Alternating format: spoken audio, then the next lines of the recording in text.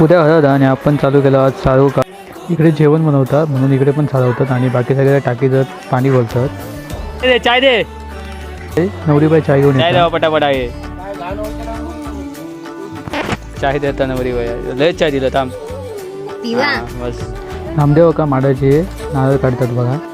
नामदेवकांचं timing बघा. आमचं पण मांडव आम्ही बांधला. आमल्याने मदत केल्या आणि मस्त की आपण आपलं मांडव बांधला ग्रीन बांधून.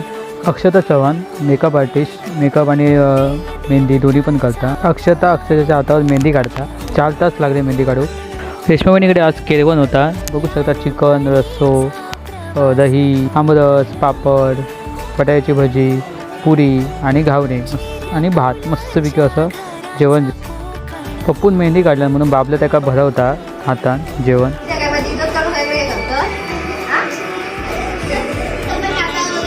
केळवण महिनीचा आणि बहीण ताव मारता.